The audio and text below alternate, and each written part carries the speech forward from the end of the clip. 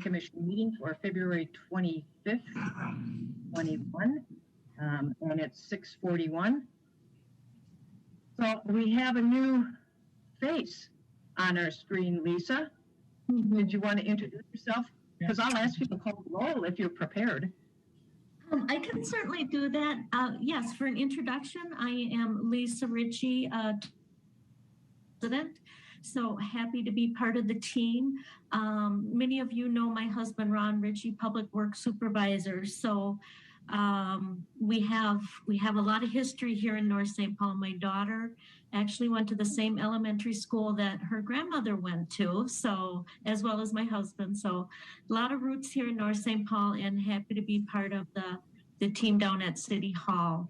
My background is actually in graphic design, interior design, and business administration. So I've had a couple of career changes, but I have to tell you that along the way, I seem to be finding that every single one of those had worked in some way works itself into what I'm doing right now. I'm finding the interior design goes along with the building permits and whatnot. So it's fun to see that some of my past experiences are actually being put to good use.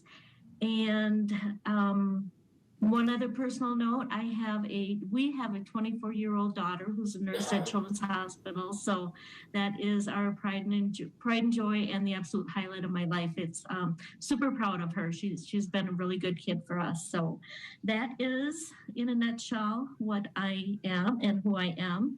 As I mentioned, very happy to be part of this team, and I look forward to working with all of you. I've worked with Eric over the past couple weeks, and I can't say enough. He's been a great support, and I'm looking forward to what is yet to come. So moving on, let's do the roll call. Commissioner Chair Barton. Here. Commission Vice Chair John. Excuse me, Mon. Could you repeat? Mungie. Mungie. Thank you. Sorry. Commission Liaison, Council Wong. Here. Commissioner Blees. Here. Commissioner Brenna. Here. Commissioner Gelbman. Gelbman is correct, and he's excused. Okay. Commissioner Weiss. Here. Commissioner Worm. All righty, we have a quorum. Excellent. First item of business then is to adopt the agenda. Do I have a motion to adopt the agenda? So moved. Moved by Al. Is there a second? A second. I'll second. Second by Eric. Did I see? Okay. All righty then. Tiebreaker with Andrew. Well, you're going to be Eric, and then I'll have planner Eric, if he doesn't mind. All right, I got the thumbs up on that one. I've been called worse, so whatever you got to do. All righty, then, Lisa, we need to do a roll call vote, so would you do that for us? Sure.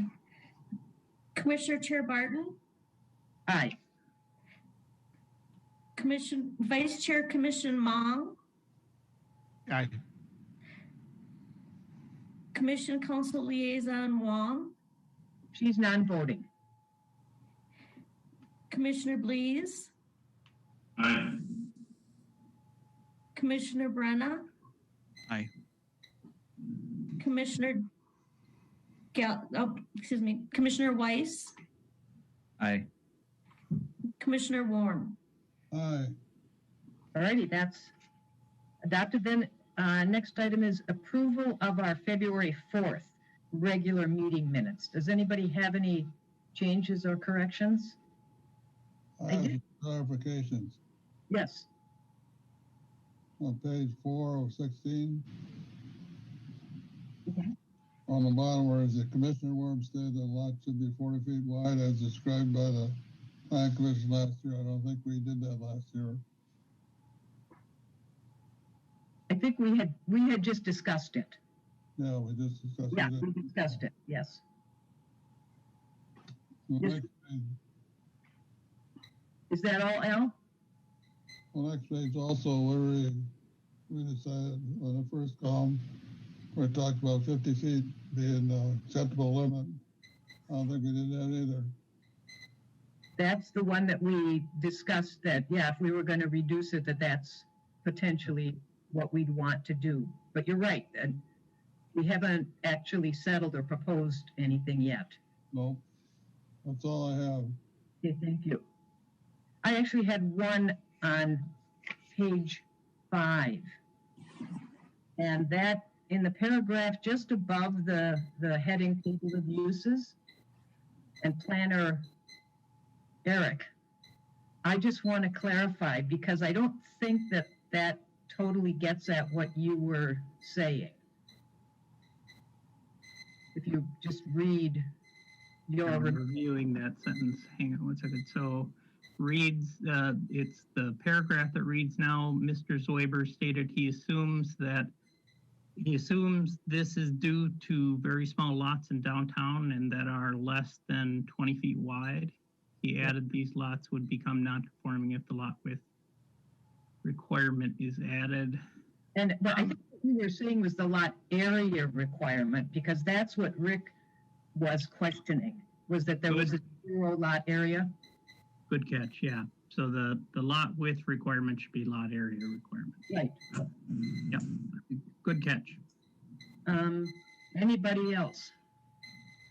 If not, I'll entertain a motion to approve the minutes. I'll make that motion, Patrick. Second, the By worm. Patrick, and second by Al. Ready? Lisa, I'll hand it off to you again for the roll call. Okay. Chair Commission Barton, Aye.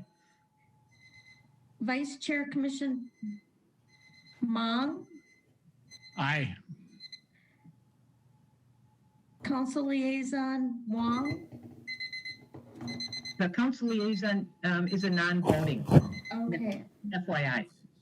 thank you. Uh-huh. Commissioner Blees, Aye. Commissioner Brenna, Aye. Commissioner Weiss, Aye. Commissioner Warm. Aye.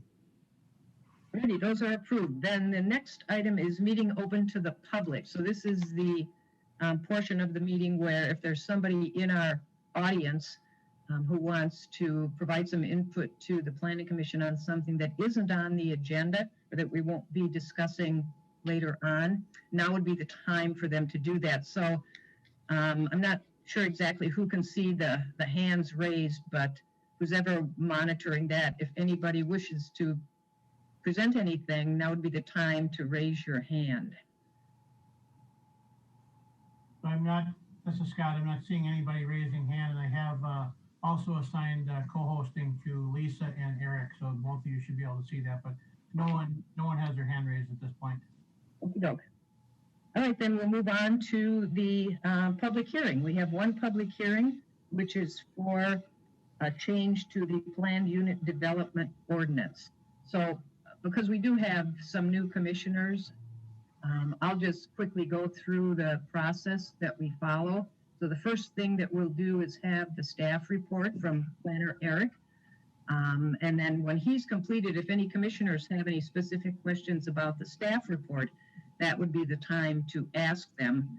Typically, we'd also then, if it were a resident or business owner who was the applicant, we would have them provide any additional input if they wanted to. And then we would open it up for public input. And that's when members of the public would be able to provide whatever input they want to on this particular topic. Once that's completed, then we close the public hearing, and then the commission discusses it and makes its decision about what it wants to recommend to the council. So that's kind of the flow of events. So we'll start off with Planner Eric, and I'll just hand it over to you for the staff report. Thank you. Is my PowerPoint up on the screen? Doesn't look like it on my end. Yeah, You can see the is. PowerPoint? Okay. Yes. Great. So this is one of the number of items we discussed at our last meeting, but we wanted to advance this one just for this clarification. I have a brief PowerPoint to go through to hopefully add some clarity to this specific planned unit development request. Oops. So as far as background, this is actually a city request. The city of North St. Paul has named this. And what we want to do is clarify that the city can grant deviations to lot widths and setbacks within the PUD overlay district. So just briefly to go over kind of the ordinance structure and how, there is a hierarchy to this. Zoning is located within Title 15, land usage. So then it's chapter 154, zoning regulations. Then we're into section 8, which is a number of overlay districts. And tonight we're talking specifically about subsection C, the planned unit development district, and then the standards and regulations of that planned unit development district. The reason why we're bringing this up is there's a number of areas that deviations could occur, including density, minimum lot size, parking, street widths, that are all in that same hierarchy of numbering. The setbacks and lot sizes is actually within the density. So it's a little confusing that it's not at the same level of hierarchy. So what we're asking for tonight is actually to move what is currently setbacks and lot sizes out into its own hierarchy. We would strike the lot size because there already is in subsection E the minimum lot size, and then we'd add the lot width. So the resolution before you, I've just highlighted in red basically what we're doing. We're striking the language about setbacks, density, lot size from the density section of the PUD, and then making its own subsection flexibility with lot requirements. And then that's where it says the city may, but shall not be required to provide deviations from lot widths or setbacks to achieve the purpose and objectives of the PUD. City Attorney Matrick reviewed this before we put this in the application. So as Chair Barton had stated, next step would be to take any questions from any planning commissioners before you guys open up the public hearing. So with that, I'd take any questions or comments you may have. Thanks, Eric. Does anybody have any questions on the staff report? Only that there's reference to the following features, which I assume just aren't printed here, correct? Correct. That's the next hierarchy down, but Yes, they understood. stay in the ordinance, but they're just not mentioned here. Anyone else? Okay, if not, I will open the public hearing then at 6:55. So again, if anybody wants to provide any input on this from the audience, please raise your hand, and one of the three co-hosts we have will unmute you. And if we have anyone too, please give your name and address prior to giving your comments. So the person who is identified as John had raised his hand, so I have promoted him, and he can now turn on his mic if he wishes. My name is John Schmall, 2750 Chisholm Avenue.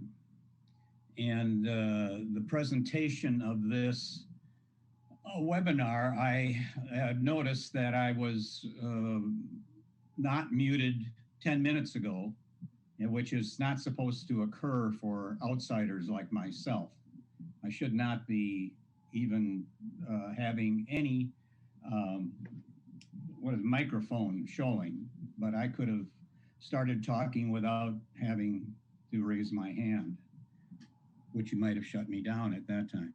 Just to let you know, these webinars are really problematic, especially for the people who are in the peanut gallery out here in their homes. I took note of this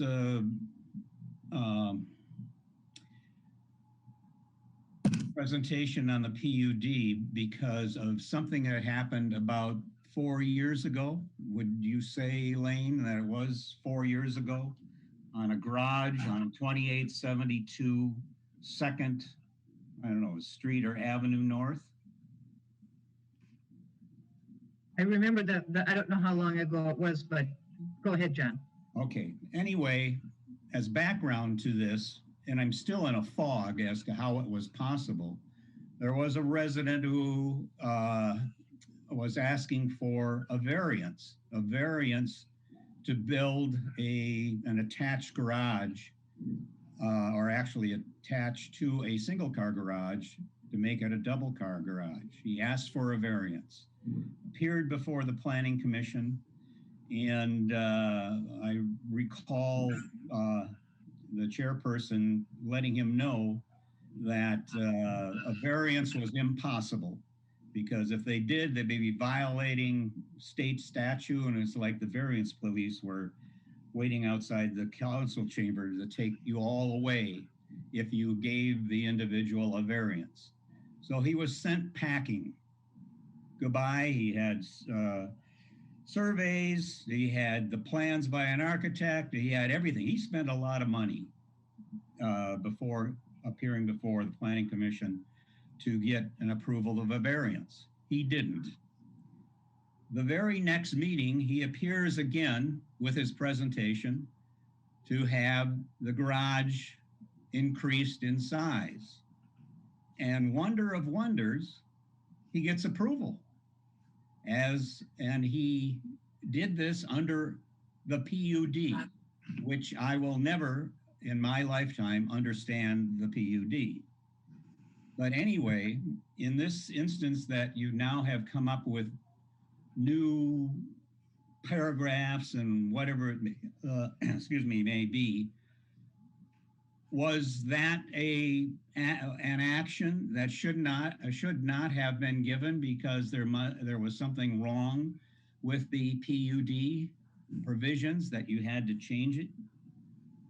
And question number 2 is, if a variance isn't going to fly, and you would probably know it's not going to fly when the individual appears in the courthouse to make application and spend his hard-earned dollars to ask for a variance, should the citizen be informed that, you know, there's an alternative to getting you what you want? It's called a PUD. And you might want to think about a PUD without having the poor guy go through the variance process, spend his dollars and get kicked out and said, go home. You're not going to get it. And then he comes back and says, what about a PUD? Oh, you wanted a PUD. Okay, you get it. So those are the 2 questions. Was the PUD given or used incorrectly to let this individual build a garage because it was a setback question under a variance, and so it was a setback provision under the PUD. But now the new PUD gives credence to the ability to ask for it under a PUD. Was it not in its correct form when you gave the individual an authorization under the PUD? And as I said, should the city inform someone when they come in to spend their hard-earned dollars on a variance that's going to crash and burn based on violation of state statute?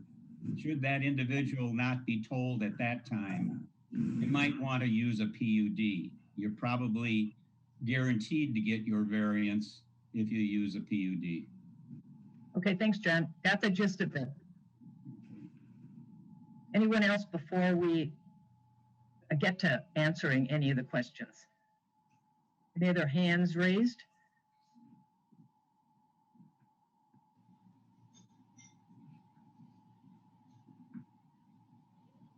Chair Barton, I do not see any other hands raised. Okay. I'll give it like 10 seconds, just in case. Mhm.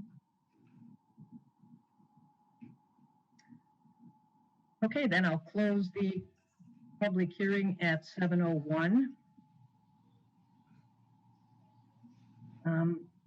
No, just to address John's input, there was nothing wrong with the PUD ordinance itself. I think what planner Eric was trying to explain is we're just reformatting it to make it a little clearer on the various regulations, if you will, that can be waived or may be waived, but aren't required to be in order to accommodate a PUD, which and we've also made it much more clear what the benefits to the city are to be before a PUD would be allowed. And certainly one of the discussion topics we did have was that a single family residential use in and of itself does not qualify for a PUD. And I think that addresses what you were saying. So no, a PUD is not a surrogate for a variance. A PUD serves a very specific purpose. And it is supposed to provide benefits that the city would not otherwise receive if some deviations weren't allowed. And it typically does have to do with density to get, increased density, or at least get up to within the range of density for a particular lot size.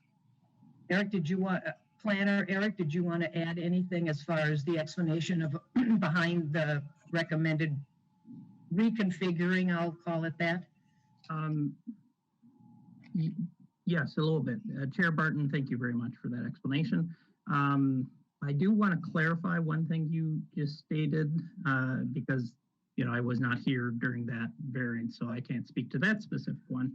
But when you referred to clarifying that single family homes cannot on their own be a PUD, are you referring to 4 years ago, or are you referring to the language that we are discussing to adopt later this year? Talking about the language we're looking to discuss. However, the understanding always was it would be multiple uses. Yeah. I just wanted to clarify that wasn't the case 4 years ago. Regarding the second question, again, I can't speak to who was talking with that applicant 4 years ago, but as Ms. Ritchie has talked about, we both talk with clients, and I've been talking with her about the code and how we approach issues. And we had just earlier this week, or maybe it was late last week, an issue where there were three different options to address that issue, and we presented all the options with pros and cons of cost, process, etc. But we do discuss all of the options afforded to an applicant under the code and let them make the choice of which process they want to move forward with. Okay. Well, hopefully we've addressed that input.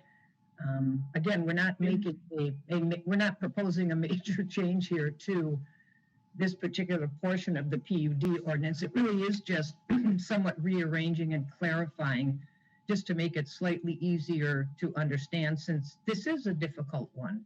I think a complicated one for people. Chair Barton, Yes. Since we have the advantage of having City Attorney Maddock here, I believe he'll probably agree with both what you and I stated, but maybe we'll take advantage of just clarifying that if he's got anything to add to the public comment. Can you guys hear me okay? Yes. Perfect.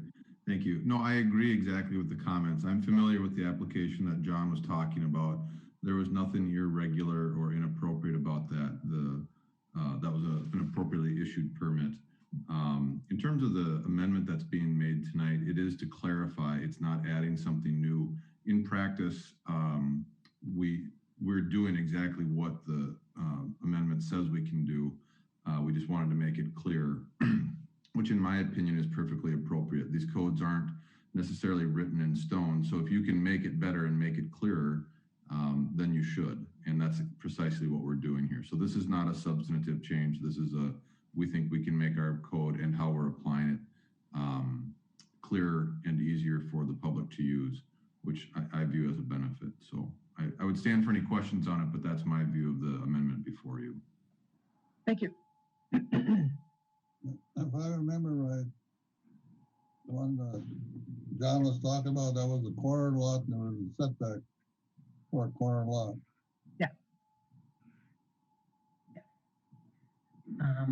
Okay, any discussion then on the amendment itself? The proposed amendment to the language. This is, again, it's an interesting one to start with for the new commissioners.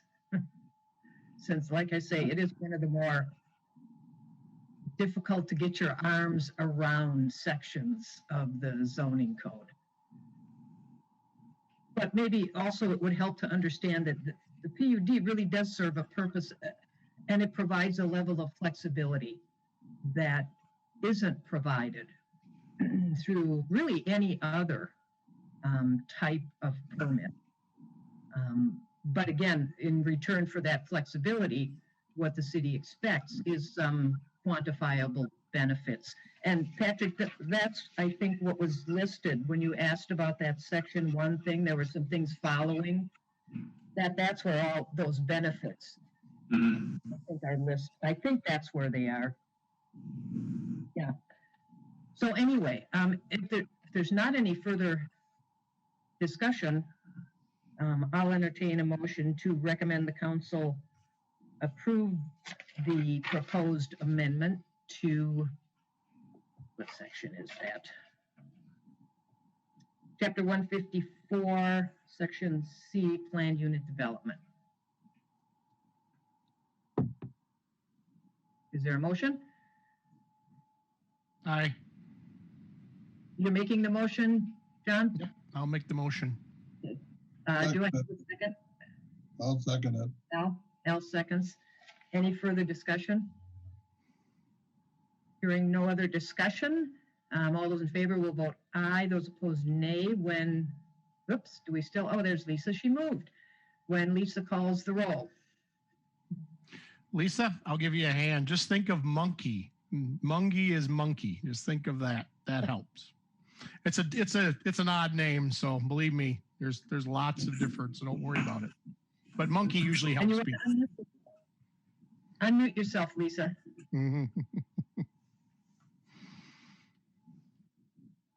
Lisa?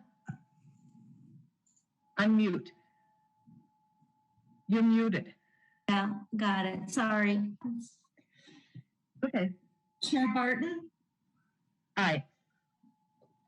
Commissioner Blees, Aye.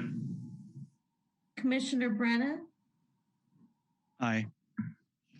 Vice Chair Mongi, Hi, nice job. Commissioner Weiss,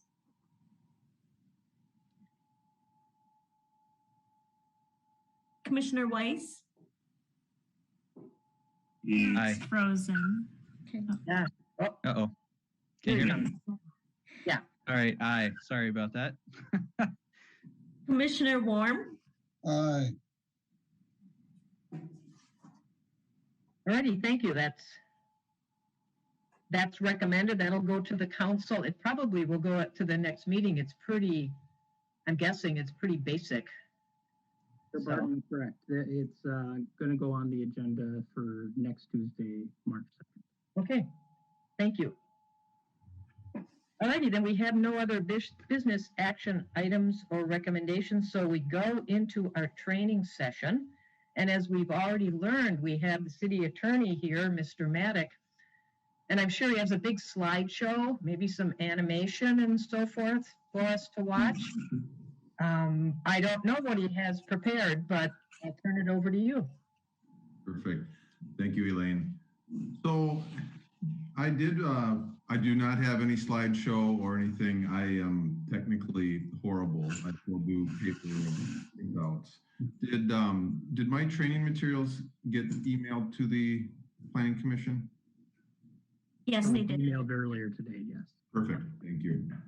So I am going to work off of that. What I think would be helpful is if you have a way, if you've either printed it out or have it on your screen. I'm not going to sit here and read it verbatim to you. I'll kind of hit the highlights. What today's training is meant to do is, for those of you that are new, introduce you to some topics. There's not necessarily a lot that's intuitive about land use, and just make sure that people understand the rules that are in play. One of the things when I've talked to new planning commission members, one of the things they've said is, I've always been interested in government. I wanted to get involved. I like the idea of dealing with real estate and things. After all, government just makes it up as they go and do what they want. And I've said, no, there's actually some real strict rules on how we handle land use applications.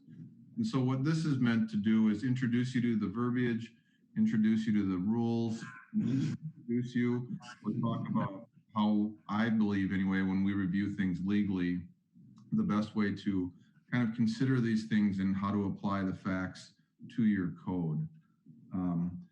As I go through my presentation, I think it's best if you just raise your hand and ask me questions as we go. I don't think we need to save them up to the end. If you use the chat option on here, I may miss you, so please just interrupt me or raise your hand and I'll try and answer any questions as we go along. So with that in mind, I don't know if there's Elaine, any other preliminary items you want me to cover, or we should just hit it and go? I think we should just go ahead and go. I think, is this similar to the one that you presented? Gosh, maybe, I can't remember how many years ago it was. It was a while. Yeah. It is. It's laid out the same. I've added some additional items at the end that go beyond planning and zoning, but just are more for all public officials, open meeting law, and things like that. I have updated some of the core materials just because the law changes a little bit, but it's very similar to that one, Elaine. Okay. Well, and the timing is perfect because we are working on making so many changes to the code now to bring it into compliance with the comprehensive plan. So timing is excellent. So I'll just let you go ahead and do your thing. And as you said, if anybody gets confused or is kind of lost, just feel free to hop in and ask your question, because it's important that this really, help you to understand going forward. So take it away, Soren. Perfect. My last, well, not my last one, but Elaine, do we have an idea how long were people, we hoping this would be 15 minutes, an hour, 2 hours? Or do we just kind of go and see how long, where it takes us? Well, ideally, we don't want to go as long as we did at our first meeting this month, which went till 9 something. No. So if we can, cut it short. And that was my fault on that. And I think maybe our council liaison would particularly appreciate that, since I think she's been in nonstop meetings since she was sworn in. I've never seen so many council meetings on their agenda. So, Right. but Well, you I will did keep it take that moving. one last time, so I think it's fine. City Yeah. attorney, I think maybe aim for about a half hour. Okay. Well, then let's hit it. What I'd ask you to do to start with, because we're going to use some technical terms, is I would ask you to turn to page 14 on your packet to start with. And there you will see a triangle. This is a thing that was created by one of my partners a long, long time ago to help you understand levels of discretion. And you'll notice at the bottom of that pyramid is the comprehensive plan. And then I'll go back to the beginning of this document. What this does is it introduces all of the terms and things that come before you for consideration. And it is meant, well, except for the building permits at the top, but it's meant to show you the levels of discretion and the type of decisions that are before you. And so you'll notice at the bottom, that comprehensive plan, that is an item, and we'll go over this in more detail, but where a community has the most explicit discretion in terms of how you plan your community, how you envision it. And then as you go up that pyramid, you have less and less discretion, and it's more tied to, well, what does the code say and did they meet it? So I like to just point that out to begin with. And then if we could go back to page 2. So this is just meant to be the roles of the commission and staff. I won't go through these in great detail. As planning commission members, what should come before you primarily are all planning and land use items. If there's an application that is necessary for CUP, or if we make amendments to our code, you are meant to be the folks that have the first crack at it legislatively, if you will. You hold the public hearings, you take input from the community, you kind of start to sand the edges of any applications that are before you to forward onto the council. You are an advisory body, so you're making a recommendation to the city council, but it is important. You do a lot of the heavy lifting and really help start to shape it. Obviously, Eric, when he takes in the application, puts it together, gives you a report, analyzes the code, but you're the first sounding board, if you will, as it relates to Eric's report and taking the public comments. And we forward all of your comments via the minutes to the city council for the council to consider and make a final recommendation. I think one of the things that I see planning commissions, you have the city code, and within the city code, you have chapters as it relates to planning and subdivisions. It is not required that all code amendments come to the planning commission. Sometimes people get mixed up, well, do we need a public hearing? Very few city code provisions actually require public hearings. That's something that's unique to zoning and subdivisions. So if we were going to start changing dog licensing or things of that nature, those items may not come before you. The council may choose to utilize you to hold public hearings. Generally speaking, those aren't items that will come before you. You are land use and subdivisions. And then what I'd like to do is just provide a general reminder. My view of the world is your lane, if you will, is planning and zoning. The city does have a number of other commissions and committees. And while there can be overlap in terms of roles and responsibilities, I like to try and keep primary responsibility for items in the various committees or commissions.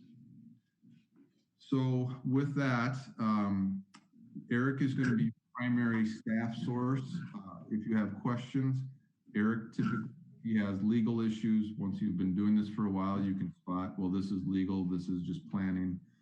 Eric utilizes me. I do not have a lot of direct contact with the Planning Commission, and I don't tend to attend your meetings. I do attend city council meetings and provide them advice on these applications. So that's what you have from a staff support standpoint. If you go to page 3, you have what's called the municipal authority to plan. So cities and all of your authority comes from the state and the statutes that are passed. There's nothing inherently, you don't have any inherent authority, so to speak. The state legislature has told you what authority you have. And one of the first things that the legislature has laid out in the statutes is an ability for cities to kind of plan themselves, put together documents that say, this is how we want to look, this is where we want housing, this is where we want industry, here's our commercial zone, and all of those other criteria. The very first document that you will put together or work on is called the comprehensive plan. It's a rather lengthy document and speaks in really broad strokes about how you want the community to look. And so on page 3, we talk about that comprehensive plan. So what I think one of the takeaways on the comprehensive plan is the comprehensive plan tells in broad strokes what you can do. You then enact your zoning ordinance, which is on page 4. The two documents need to be consistent. So if you start to plan and implement your comprehensive plan via your zoning ordinance. The zoning ordinance is where you get into the details. It's no longer big and broad. Those two documents need to be consistent. And so in your zoning ordinance and your comprehensive plan, you can think of these as laws, if you will, especially the zoning ordinance. And these are legislative acts. So you'll hear me say, well, if it's a legislative act, you have broad discretion. And with your comprehensive plan and your zoning ordinance, because they're both legislative acts, you have a lot of discretion to put in there what you feel is appropriate for the community. You can't start imposing arbitrary or capricious type of rules and regulations that need to be reasonably necessary to effect the plan. But past that, communities have a lot of discretion. When your regulations are challenged, the courts give a lot of deference to a community on those items. What I think is important to also understand in your zoning ordinance, when you open it up, if you open it up to a various section, you'll start to look, and then you'll see, and now I'm moving on to page 5, that there are permitted uses. And those are some of the most basic uses out there. Permitted uses don't come to the Planning Commission. They are something that presumably a community through their comprehensive plan and then zoning ordinance have said, look, if you live in a residential area, we want you to be able to have a single family home. We don't need a public hearing on that. We've put forth our criteria in terms of here's your setbacks, here's where you're going to be located, here's your height requirements. And as long as you come in and Eric reviews, you'll have the building official review the building permit, and zoning usually does a quick review to make sure it's being located. That's all that takes. And the applicant gets that permit as a matter of right. If they've met your zoning ordinance and the building code, they get that use. They're very basic and fundamental, and those are your permitted uses. Accessory uses are those uses that you find, I think the best example is your detached garage, or I used to call them the Menard sheds, the 120 square foot shed where you could put some of your yard equipment. Those accessory structures are things that you would, sometimes in your code, you'll specifically list what accessory structures are. Sometimes you'll use phraseology like customary and the primary use. The one thing to keep in mind about accessory uses is, generally speaking, you cannot have an accessory use without a primary use. So it's the old can't put the cart before the horse idea. We don't allow you, generally speaking, to build an accessory structure until the primary structure is there. The idea, it's an accessory to the primary. The next type of use is a conditional use. These are the uses that require statutorily a public hearing, so you do hear conditional uses. The idea behind a conditional use is it's a little more intensive, you may find yourself wanting to put additional requirements on there. We'll go over that later on. But again, they are something that's been contemplated in that zoning district, and it's an allowed use. It's just, generally speaking, more intensive. If there is a use that is not allowed or isn't contemplated in your zoning ordinance, then it's not allowed. So it's not one of those things where, oh, well, we like this, let's just call it a conditional use, or let's just make it permitted. That is not allowed. It's either thought about and contemplated in your zoning ordinance, or it's not. And if it's not one of the listed uses in your zoning ordinance, it is not allowed.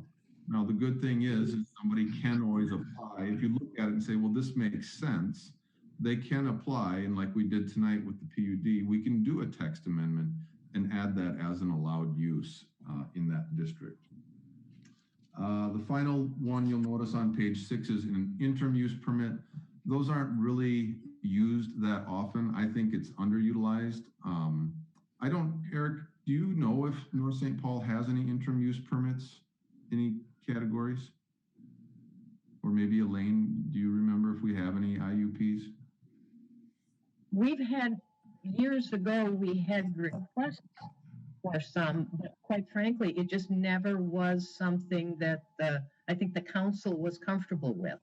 Okay. Because I don't, and I may be wrong, but I thought at the time it was difficult to figure out, okay, but when do we not want this here anymore? It was like those parcels where there's a building, but nobody's using it and you want something to happen there, Right. but it's not really what you want long-term. Okay. Yeah. Well, that's how they're used. Yeah. Okay. Well, if they're not in your code, I'm not going to sit and go over that. So let's go to page 7, conditional use permits. So as we've said, conditional uses tend to be some of your more intense uses. It's something that you look at and say, yeah, we should be able to allow that in this district, but it's maybe heightened traffic. There's more people, there's more lights, there's more noises. Just generally, there's more disruption with items that are conditional uses. So the idea is what you're asking for is allowed, but we're going to put the public on notice. We have the public hearing, which means it's going to be in the paper. There will be mailed notice to the neighbors, and it allows people to come in and comment on the application. Now, as you look at these conditional uses, you can add additional conditions on it. But as to letter B, it's about having a nexus to it. And so sometimes where communities get in trouble is they start to listen to what the neighbors want, they want to appease the neighborhood, and they start adding conditions. Well, that's fine. So common items are, hey, give us some screening, or if it's, outdoor, the drive-throughs, we want to make sure that the drive-through is closed by 10 so I don't have to listen to the intercom, things like that. But you are not allowed to add conditions that don't relate to the application. And I don't necessarily have really good examples, but when you add conditions, it needs to be doing something that is mitigating or addressing problems caused by that application or that proposed use. Attorney Maddock, it looks like Commissioner Brenna has his hand up. I don't know if he's intending to ask a question here. Yeah, I just had a quick question about the interim use. It sounds like we don't, as a city, we haven't really utilized that, but could you give me an example of what other cities have utilized that for? I think gravel mines are the biggest one I see it used for. So what we'll learn about, well, we might as well just hit it right now. With a conditional use, once you issue it, it runs with the land. So if Soren Maddock comes in and applies for a conditional use permit, that CUP is not issued to me. It is issued to the land and recorded with the county, so that when I sell that land, that CUP goes with the land. And the only way the CUP can be voided is if they in fact violate the terms and conditions that you've imposed. So even if you do a complete rewrite on your zoning ordinance and don't allow those CUPs in that district, that permit does not go away. They get to keep that, and it then becomes what's called a non-conforming use. And so you can't, one of the items with the CUP is you cannot sunset it, meaning you can't say, I will let you have this use for 5 years, but then it's over. The CUP rules do not allow you to do that. What the IUP does is it does allow you to put in a termination clause. It'll specifically say you can issue the IUP, you get to have this use for 5 years, or you can have this use until we rezone the property. And so that's where, that's a nice tool in my opinion, but where you see applicants say, well, I'm not gonna build my gas station and sink all that capital expense in there if in 5 years you can take it away from me. So that's why, like on the gravel mines, which are contentious, they're dirty, they're noisy, but there's a community acknowledgement that they're important. We only want it there for 5 years. So extract your dirt and then the pain's over. Where I've also seen it used is in, if you have an area of town that I won't say is blighted, but is ripe for redevelopment, I've sometimes seen, hey, this building's been vacant. We know that it's going to get redeveloped. I'd like to put it to this use. And cities are like, you know, that's okay for now, but we really have other plans for it. I've seen sometimes cities use the IUP for temporary, existing buildings, but a temporary use where they don't want it to stay forever or have it run with the land. So those would be examples I've seen for IUPs. Excellent, thank you. You're welcome. So back to the CUP, it is something that runs with the land. You cannot sunset them. And we are now in a different category. So with the comp plan and with zoning, we called them legislative acts. A CUP is quasi-judicial action, meaning that it's if you are challenged on the issuance of a CUP, you have less discretion on them. What the law presumes is that if someone comes in, makes an application for a CUP, and they meet the terms and conditions of your ordinance, they get that CUP. So sometimes when I hear either planning commissions or city council say, you know, I know our code says you can have a gas station there, but I just don't feel like that's the right location. That is arbitrary and capricious. Presumably by enacting your ordinance, you've thought about where gas stations should be. And if you've listed them as a CUP in that district, then assuming they meet your criteria, they get it. Now there are ways that maybe even if it's an allowed use that they won't get it. So for example, we can look at traffic, and if there's too much traffic in and out and our streets can't support it, things of that nature, there may be valid ways to deny it. But the idea that I just don't like it here, that won't cut it. That is not something that we get to do. And in addition to that, one of the things I've seen is, well, we've already got, and I'll pick on gas stations, we've got too many gas stations there. Unless your code specifically says, you know, we're only going to have 2 per blank block or whatever it is. Again, what the law suggests is that no, the market will figure out how many is too many, but we don't get to decide that if it's just a straight up allowed use. And then finally, you know, it's not uncommon to have the neighbors show up, and this is something you'll hear from me probably more than once tonight, but in letter E, it is important to remember that just because we have a public hearing and they get to voice their concerns, it does not mean that just because the neighborhood doesn't want it, that that person doesn't get their CUP. So neighborhood opposition is not a basis to deny an application, in my opinion. Now, if the neighborhood opposition is, hey, I don't want it, and I don't want it because of the traffic and there's traffic concerns, that can start to become a reason. So we wouldn't factor in the neighborhood opposition, we would factor in the fact that, oh, well, there's a lot of traffic. Well, maybe we get a traffic study and find out whether that's true. One of the other common themes you'll hear from neighbors as well, I've been told by my realtor that if you allow this to go in, that's going to make my property worth less. Again, generalized statements, you know, degradation of surrounding property values is, in my opinion, a potential reason to deny a use. But keep in mind, things like traffic and property valuation, those are professional opinions. And so if it's just a casual observation or a fear, that is not, in my opinion, enough to deny a CUP. So I'm gonna keep moving on this. Any questions on CUPs? Yeah, Elaine. I just want to mention it, if you want to talk about, because the way the code is arranged with some uses, you know, we have special regulations.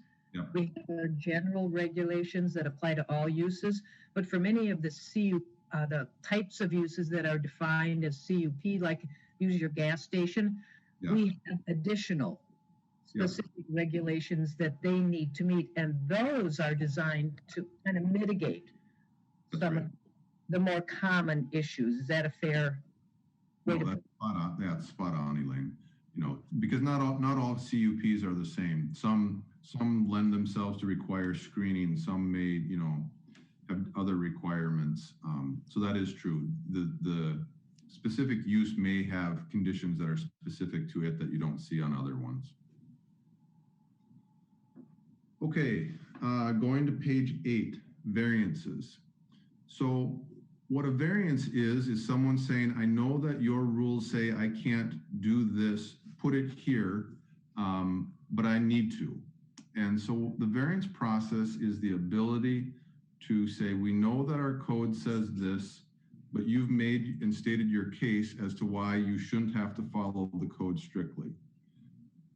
Now, what I would say about this is variances are for uses that are allowed, and it, generally speaking, is a performance standard. Where you put it, how tall it is, things of that nature. You cannot issue a variance for a use. So going back to gas stations, if gas stations aren't a listed use in a zoning district, you cannot come in and ask for a variance to allow gas stations. If gas stations are allowed and they have to be set back 10 feet and you want to go to 5 feet, that is something you can request. It's a performance criteria. So variances are only for performance criteria. On the standard you'll hear used for granting a variance is called practical difficulties. It used to be a hardship analysis. It's now called practical difficulties. And the statute has put forth 5 criteria to consider when doing a variance.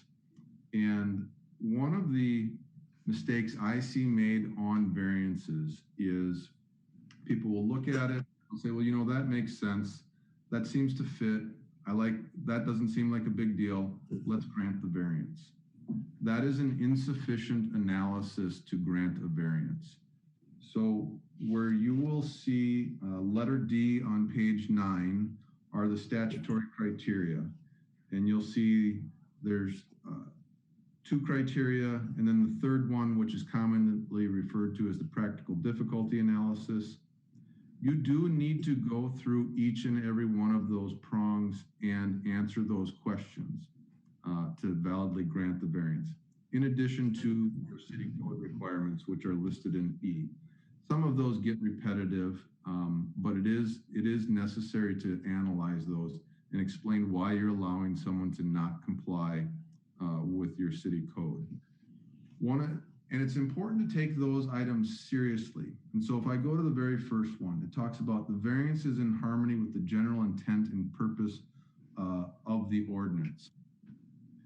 It is a mistake and inadequate, in my opinion, to just turn around and say, yes, this variance is in harmony with the general intent and purpose. You need to explain why.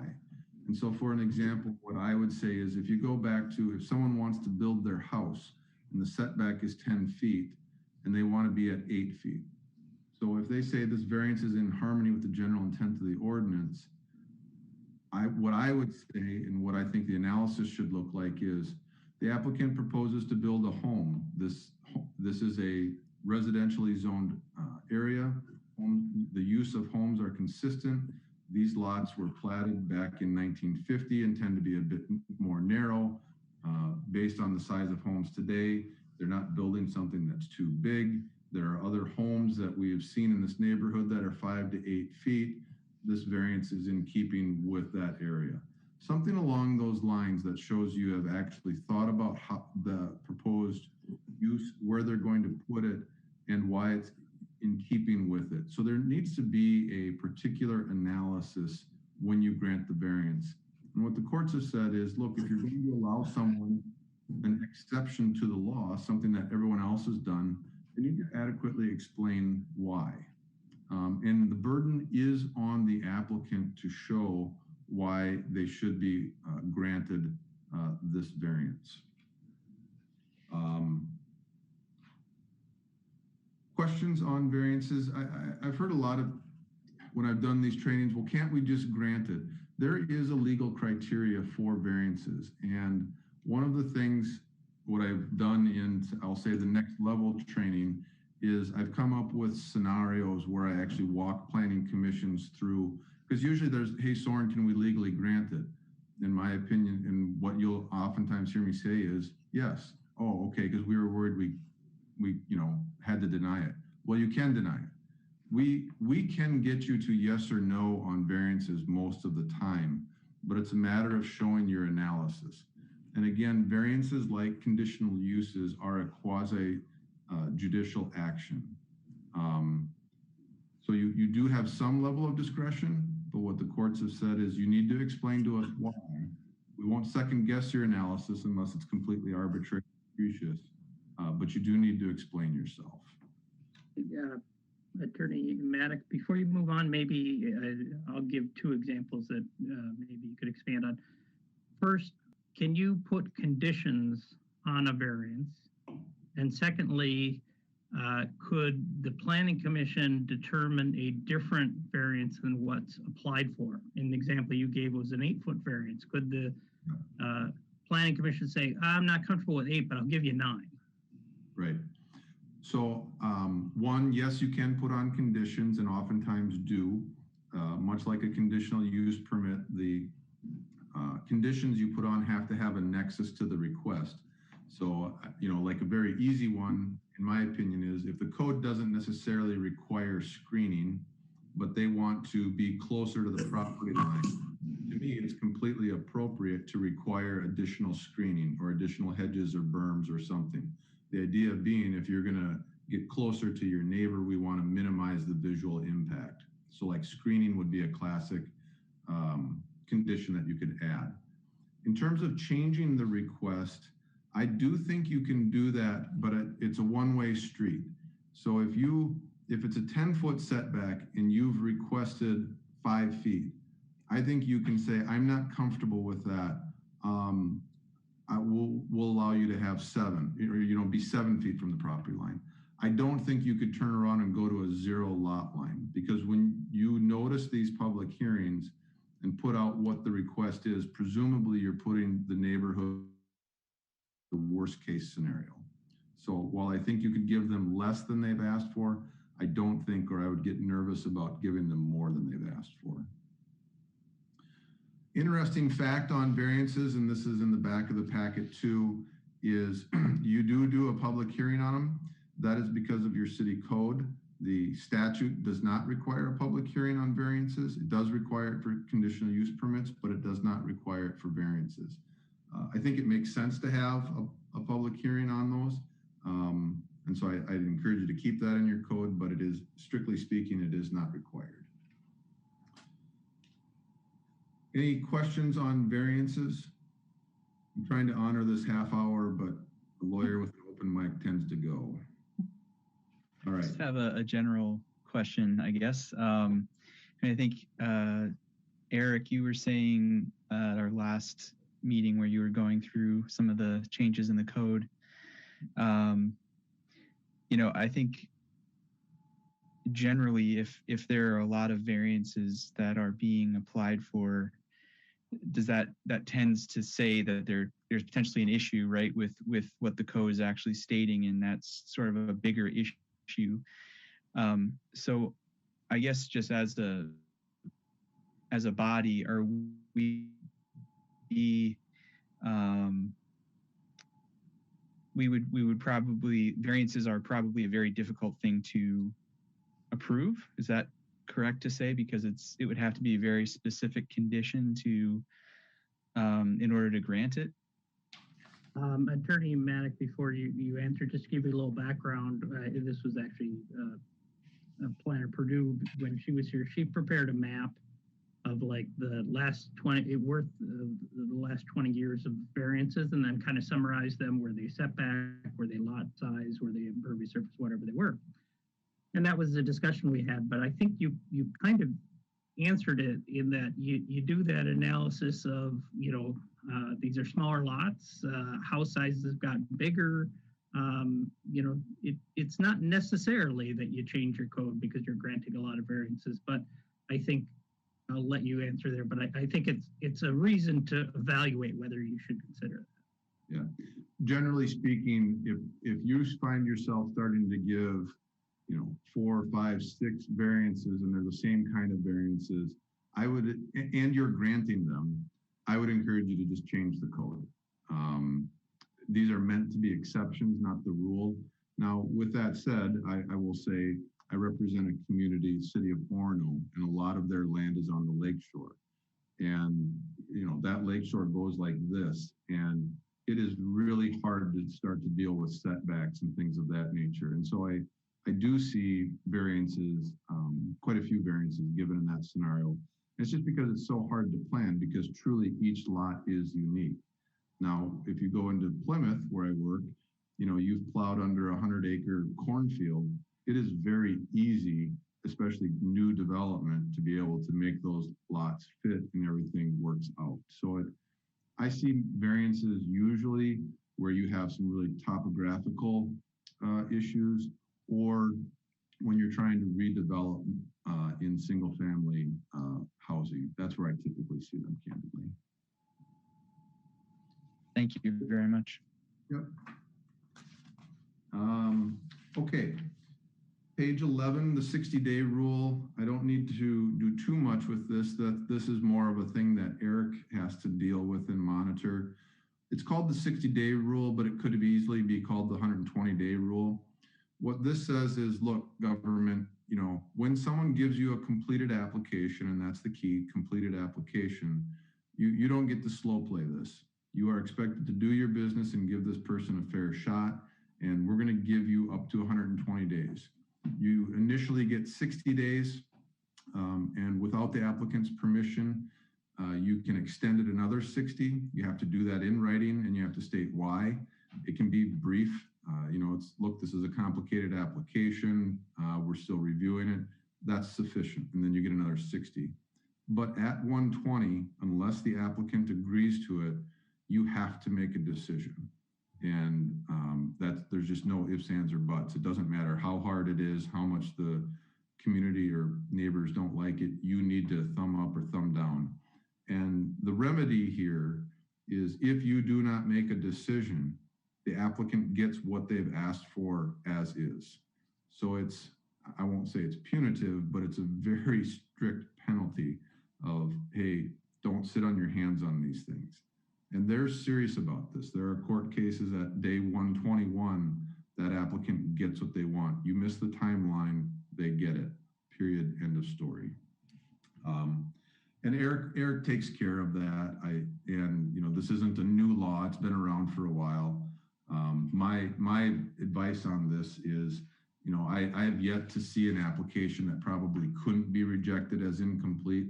But I encourage people to be pretty strict. If you get a really loose application, we have 15 days to reject it. I would encourage folks to do that, because it is hard once that application is in the pipeline to ask for things, give me these plans, things of that nature. Sorry. Yep. I'll just comment on that, at least from our experience. Again, this is for the newer planning commissioners. The clock starts, and of course we're one piece in the process, and really the key issue is the date by which the council needs to act. We're acting before them, and it's typically at least a couple of weeks. So that's what Planner Eric keeps us on top of. But we have had situations, particularly the more complicated or controversial ones, where there's a public hearing and there are so many unanswered questions that even the planning commissioners have regarding the application, that we've had to, just table it or move it to the next meeting. And that's where it really starts to get tight. Yeah. So those are the kinds of issues that might arise, which is where the planner makes such a big difference. As Soren said, is if we don't have everything we need, don't bring it to the planning, don't accept it and take it to the planning commission, because that just chews up time. Yeah. Sure, Barton, very, very good. Just a couple things to add. One, we will put on our staff report where we're at in that. And related to that, in general, it takes 2 months. It takes about 60 days from when they submit it to go through. So the best thing I would suggest is if you have any question, ask me. The other thing is, as the city attorney stated, the applicant can always grant more time. And so, if it's something where it's close, particularly if it's an issue that could be mitigated for, if they're not going to give us time, I'd recommend putting in a pretty strict condition. And if they're uncomfortable with that condition, they'll generally give us more time to come back with revised plans that justify that condition is no longer required. So just if you got any questions, consult me and I'll try to give you some advice on how to deal with that. Yeah. The other thing, and where I've seen communities get into trouble on this, and it's the contentious ones, but it's sort of human nature when you're sitting there trying to make a decision and you see a room full of people who are like, don't do this, is all of a sudden there's that kind of, I always call it the term paper. Well, maybe, I've got these questions or that, or bring us this, bring us that. Oh, could we study this a little bit more? It's just that procrastination, put it off. Hopefully the next question will answer it where everyone comes together and agrees this is great. Time can help, but I wouldn't get in the habit of always putting it off, and asking questions is fine, but just make sure that you're asking real questions and that we're looking into real things, because that time is critical. And to Elaine and Eric's point, when you're done with it, it has to go to council, and the same people that are letting you know what they think about it are going to be at the council chambers too. So we just need to make sure we get enough time to deal with it. And then ultimately what the 60-day rule requires is that we, if we're going to deny it, especially, we have to reduce our findings in writing. And so we need time to be able to put that document together at the end of this. And they have to get that document within that 120 days. So it can get tight. If I could add one last thing, this is, and Chair Barton's very good at reminding everybody at every meeting, this is why it's important to communicate if you're not going to be able to attend a meeting. Right. Because coming into quorum issues when we didn't know we were going to have a quorum issue could be, could really hurt this kind of thing. So, if we knew ahead of time we were going to have a quorum issue, we have time to try to address that. But this is why we try not to be surprised, that we wouldn't have enough people to hold a meeting. And Eric, what's your position on if planning commission members get the packet, read your report, and have questions? Do you mind if they email you before the meeting, or do you want? Yes. Questions? What we've asked though is they actually go through Miss Ritchie, and she'll coordinate with me. But yes, absolutely, we encourage people to email or call in with questions, but to shepherd them through one person and keep them on the record, kind of we ask people to reach out to Miss Ritchie. Okay. And that's good. I in my opinion, some questions are easy enough where you can yes, no, and keep things moving. But, sometimes it does involve looking at the code and cross-checking other sections. And it's not always easy to do on the fly at a planning commission meeting. So, all right, enough. Any other questions on the 60-day? No? Okay. I'm on page 12, public hearings. I think we've kind of covered this. You can see in letter C what items do require a public hearing. Again, you'll notice that this is just from a statutory standpoint. Variances aren't listed, but you do public hearings for variances. I would note down at the bottom impartiality. This is something I would like to go over just a little bit. So we've called variances and CUPs a quasi-judicial proceeding. And so the reason quasi-judicial is it's like you're acting as a judge. You're not judges, so hence quasi. But I always put it this way. If you walked in because you have a speeding ticket and you really didn't feel you did it, and when you walked in, the judge was sitting there talking to the police officer who wrote the ticket, and you get up there and you're ready to plead your case, and the judge says, yeah, I've already heard about it. I kind of think you're guilty. You are not going to feel like you got a fair shot, or at least you shouldn't feel like you got a fair shot. And the same rules apply with CUPs and variances. You're sitting there as a judge, a property owner, a developer, or someone is coming to you saying, this is my property. You have your code. I feel I've met it.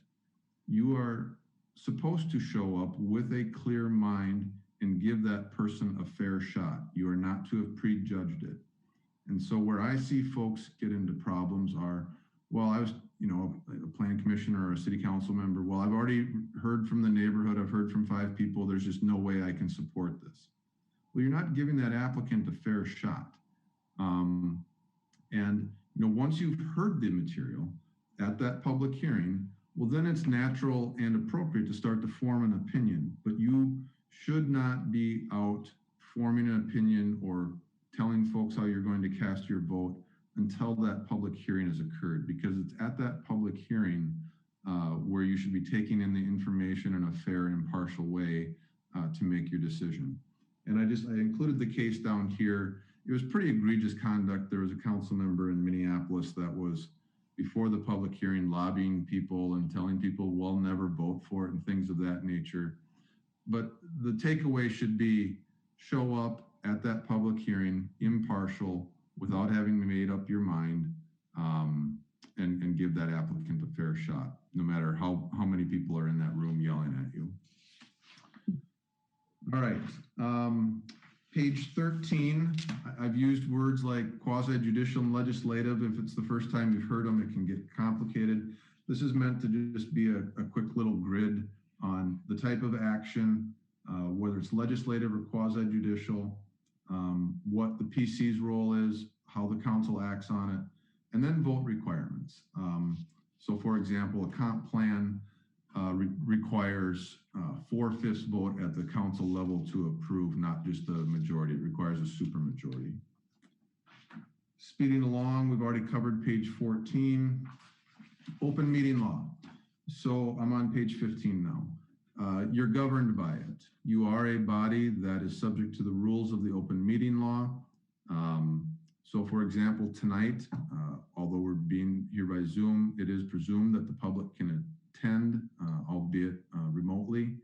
So for example, we just talked about please don't prejudge an application. Well, that's on the prejudgment side. What the open meeting law also says is your decisions should be made in the light of day here where the public can watch it and watch you make your decision-making process. It's not the call up all of your planning commission members and say, hey, I think I'm going to vote this way. Where are you at? I'd like you to vote this way. You cannot, at least via a quorum, talk to your fellow planning commission members outside of this forum about city business. I personally get a little bit nervous even when people say, well, you know, the city council's 5 members. What that means is I just can't talk to 2 others, but I can talk to 1 other. The trap in that is if one council member talks to another, technically there isn't an open meeting law violation. But when that other council member then goes and has a subsequent conversation with the mayor or another council member and says, well, I was talking to so-and-so, I think they're going to vote this way, just so you know, what do you think? Well, that open meeting law violation has happened at that point because you've got 3 people, albeit a chain, who have put together and talked about business. That same principle applies here at the Planning Commission. So what this doesn't mean is that you can't have any communication, but you really shouldn't be talking about and formulating conclusions. It is okay to email each other, but I would strongly encourage you not to do a reply all. I have told people my preference is if you want to share information, that's okay, but I would strongly encourage you not to start expressing opinions about a particular application in email or text or what have you. City Attorney, if I could just expand on that. That's why both when we email, we blind copy. So that way somebody accidentally can't just reply all. But in addition to that, that's why we suggest going through staff. Staff is not a member of the Planning Commission. We could see what you provided. If it is germane to the subject, everybody should know about it. We as staff can send it out to the whole Planning Commission. So it's usually best to have your communication outside the meetings with staff. And if staff deems that it's something that's important to tell everybody, we will do that. Yeah, no, and that's good advice. One thing to keep in mind, I don't have it in these materials, but in addition to the open meeting law, you are subject to the Data Practice Act. So if someone says, hey, city, I want any and all communication as it relates to this application, to the extent people have emailed you or you have emailed folks, they get those emails. And it does not matter if it's on your personal computer. It does not matter if you're using your personal email address. If you are texting people, they get access to the texts that are on your personal phone. So just keep in mind that any and all data that you create regarding these planning commission items is public. And so I don't know, do you guys get a city email address? I was just going to clarify, we used to have them. I don't know if the new members have been given one yet. That's just what I was going to ask about, was city email address. Should we specifically be using that instead of our personal email? I can't encourage you strongly enough to only use city email. And all I can say is I know Scott is working on that. So hopefully I'll have more, probably not more information next week, but I should have more information at our March meeting. And again, if we get them set up, staff will communicate with you about how to access those. But yes, that's on our to-do list to give everybody. Some people, it might be they have an email, and if it hadn't been used in a while, you know, the password updates could have locked you out. So we'll figure out how to open those back up. Yeah, just FYI, mine is still working, so I would definitely prefer everything go to that, including the council or the commission packet. Yep. Mm-hmm. Yep. And I would just encourage you, once you get that address, to the extent, you know, people want to communicate with you, I would not give them your personal and your city. I would only give them your city email address. Because if we get a data practice request, it also allows staff access to that emails, and we can actually gather that data. And we're legally bound. There are no, you know, when I see people confidential, that does not matter. You cannot change the status of that email. I don't care if you thought it was confidential, it isn't, and it's public. And so also keep that in mind when you respond to things.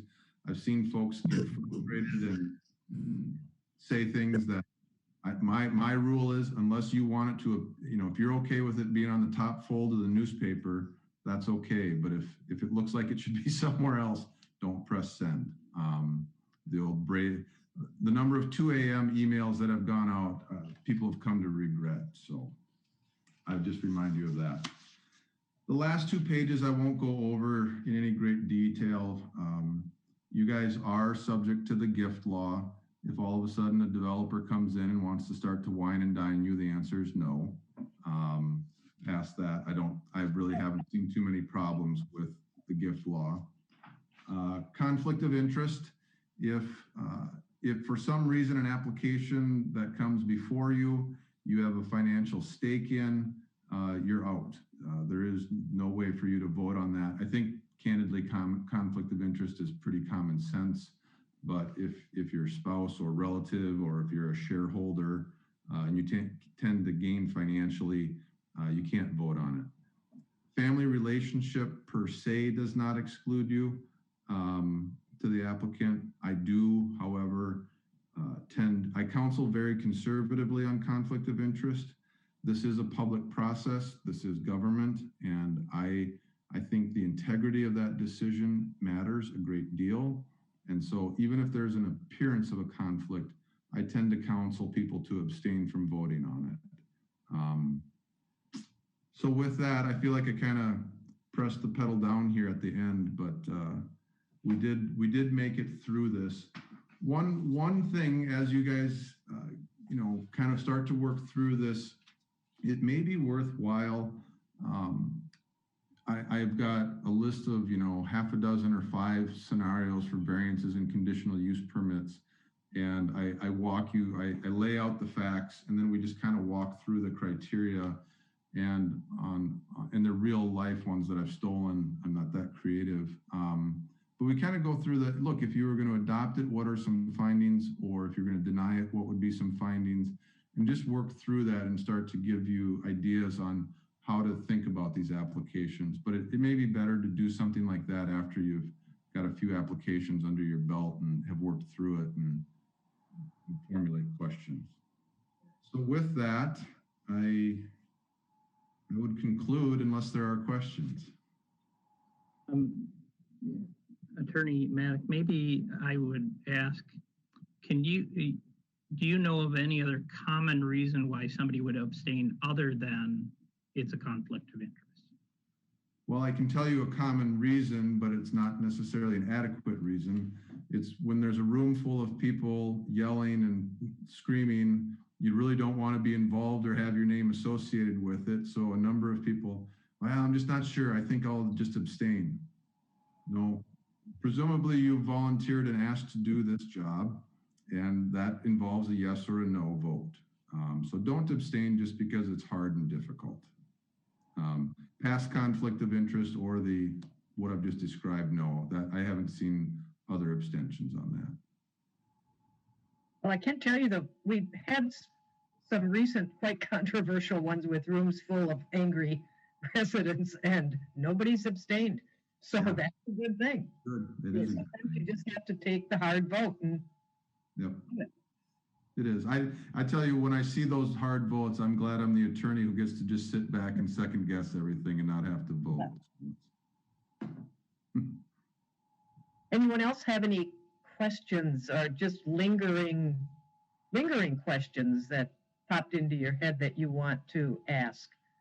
And I do think it would be nice, and maybe I think we're gonna have some permits, I believe, in the near future, like for the school district I had heard. So they may, be complicated enough. Sometimes they are, just because they're on Right.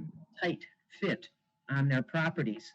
To go through the variance and conditional use scenarios maybe later in the summer or so, after people have some time under their belt. It's a good refresher for everyone.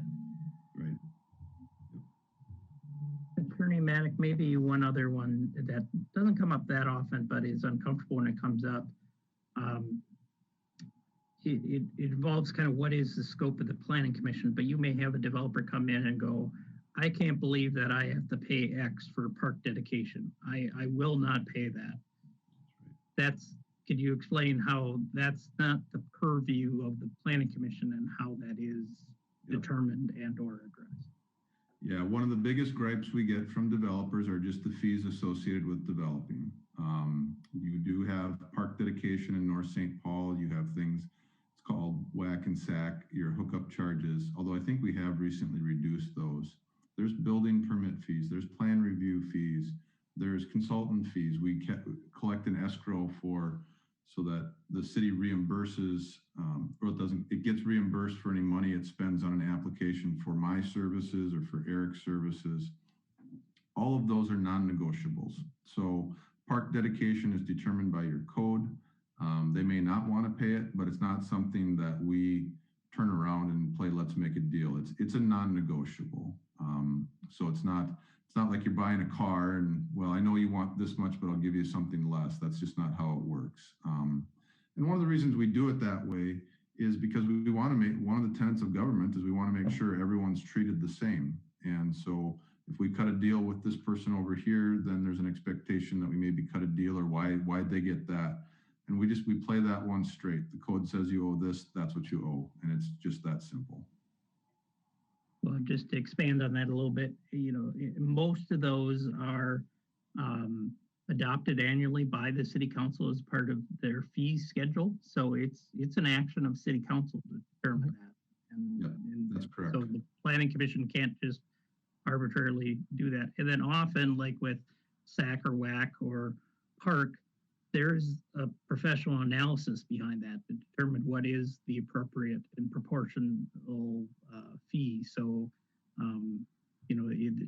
they're not just arbitrary when they come up. But so I will pretty much try to suggest you to shy away from any requests that has anything to do with finance. But often it's because one of the reasons is the city council has adopted it. So it's the rules, and we can't waive that. That's right. I don't think we've ever gotten a question about it, strangely, which is Very lucky. Good. That's good. That's a good thing. That means we're not charging enough. Again, we don't hand out, so. Well, you quickly learn how sophisticated a developer is, because the number of times when you get through the process and they're like, well, wait, what is this park dedication or SAC and WAC? It's like, Oh boy, you know, I mean, that should have been in your pro forma. I'm sorry. So, One thing that city employees really filter a lot of that out of our area too, before it even gets to us. yeah. Mhm. And I don't know, Eric, when you take the application in, do you kind of alert them to some of those, the SAC, WAC, park dedication and things of that nature? Yeah, and that's actually, probably getting into that your kind of 201 training. Yeah, But typically those are only occurring when, well, maybe not only is too strong, but it's very common that those occur with subdivision. yeah, It's yeah. not very common that something like that comes with a conditional use permit. That's So yes, we do give a lot of guidance, but kind of based on what is the application. When somebody comes with the subdivision, we spend a lot more time with them about expectations, requirements, fees. Somebody's coming in for a conditional use permit to put a drive-through. You know, it's here's the escrow and here's the application amount and apply for a building permit and off we go. Yeah, no, that's true. That's a good point. So the fees are typically associated with the subdivision. SAC and WAC may not. I mean, you can increase SAC and WAC depending if the use goes up, but past that, you're right.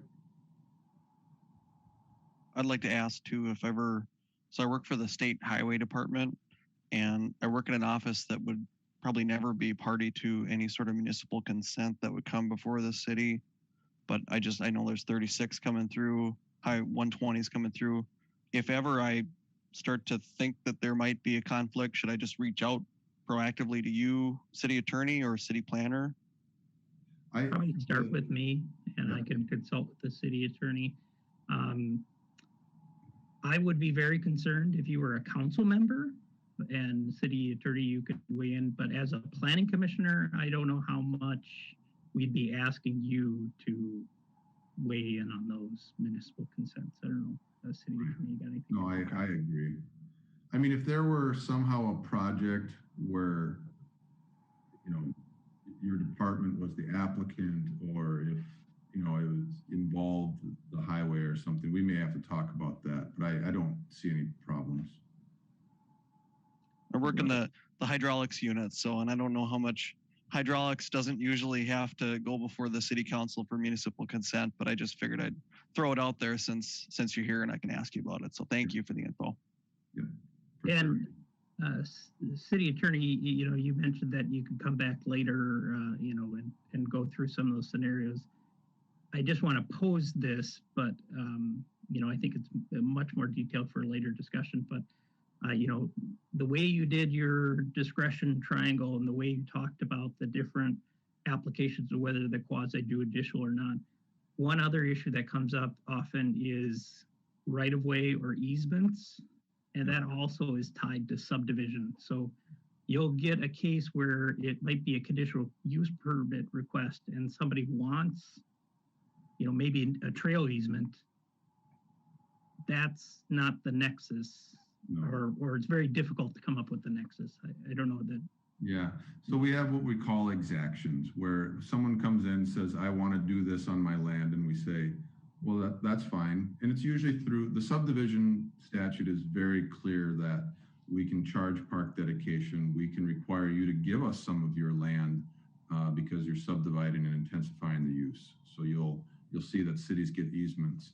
With CUPs and variances, there isn't any direct statutory authority that says you can collect variances, or easements and things of that nature. You can put together an argument, and I don't have a ready-made example that you could conceivably get an easement for a CUP, but again, it has to come back to that nexus of why because of this use do you need that land, and it can't just be for convenience or because we want it. So, if someone comes in and puts in a gas station and you want to collect some extra right away because your road's narrow, that's going to be a tough argument. And maybe just to expand on that, but it also can't, like a conditional use permit, it can't be because the parks plan says there's a trail that goes through here. That's right. Even if there's another plan that says it, that's not enough of a nexus. It's got to be tied to the use and the request. That's right. To get that.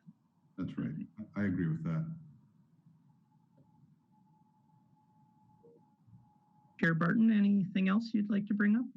I don't think I have anything. I don't know if anyone else has any questions. Maybe I could ask Councilmember Wong if she's already gotten a bit of this in her training that she's getting from the League of Minnesota Cities. Or are you now going to be at the head of the class because you got it from Soren? I heard it from both, so I think I'm covered, especially in the open meeting laws area. But yeah, I mean, I myself learned some new things here, I think. So thank you for that, Soren. Good. Okay, I think if that's it. I mean, we can always, put a list together for a future, training, 1.1, would you say, or would we go all the way to 2? Oh, you're gonna move to a 2 next time. Okay. Thank you, Soren. Appreciate it. Yep, no problem. Have a good night, everyone. You too. Thank you, Soren. Bye-bye. All right, then we'll move on to reports from staff. So, Planner Eric, do you have anything else for us? Just highlight what's on the bottom of your agenda. So my only report would be the next meeting's coming up. We have a meeting next Thursday. We already heard from one planning commissioner that they can't attend, but we're not worried about one. But if anybody else has that concern, please share that with us. And then we have set the date for the special meeting with the EDA on Thursday, March 18th. Okay. So that's my reports. Do we have public hearing items for the next meeting on the 4th? Or is that just, No. okay? It's So just we'll- the ordinance review. Okay, good. Do we know how far along the school district is? We had heard that they were getting ready to start doing some of their renovations at North High and can't remember the other school. Cowern Elementary. We're communicating with their staff. So to kind of expand on the 60-day, they plan on submitting on the 2nd of March, but that would be for the April Planning Commission. Right. And I'll give a report next Thursday if for some reason they haven't turned them in.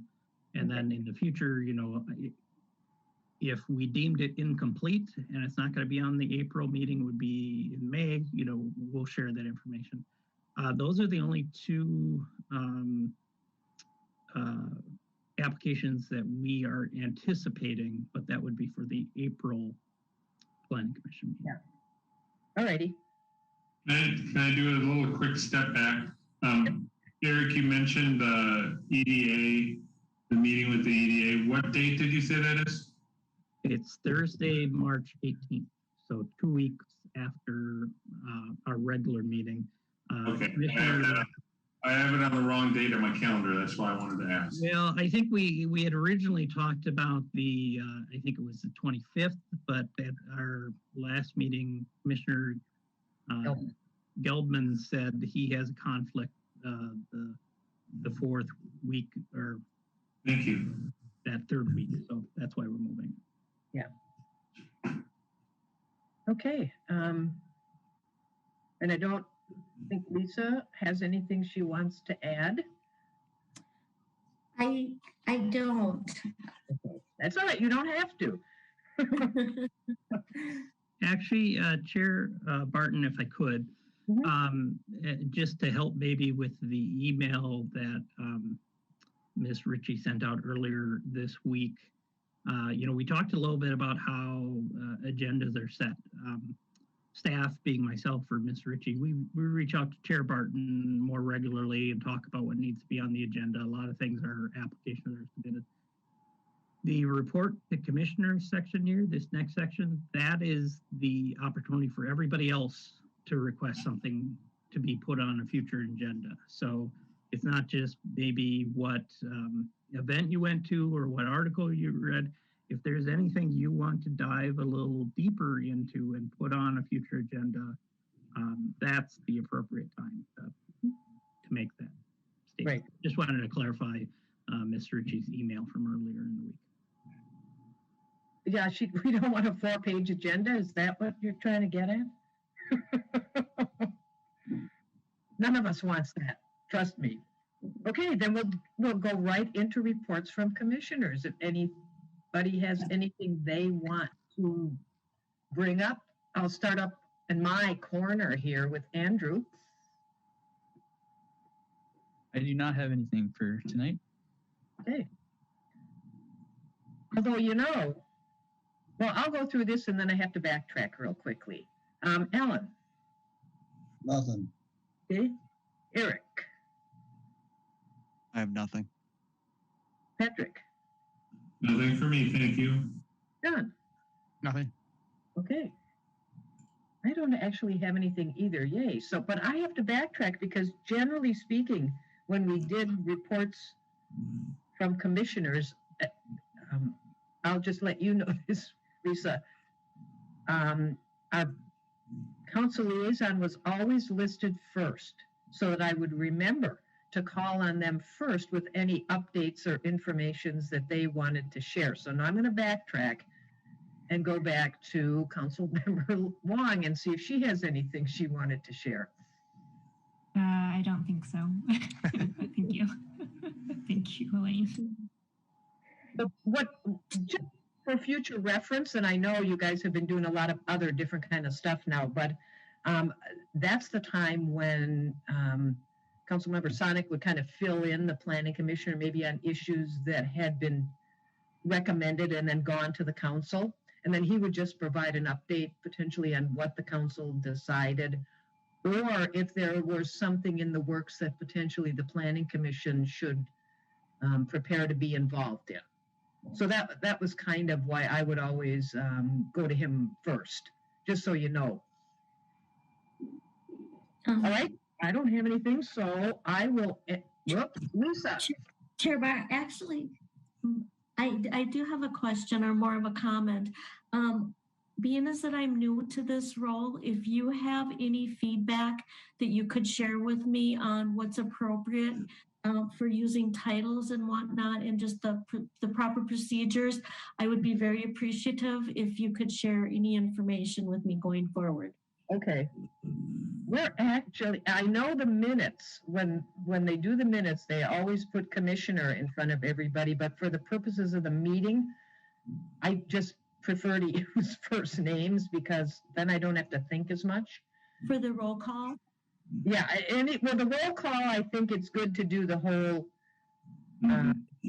title, so to speak. But for the rest, as we're discussing things, I will tend to use the first names.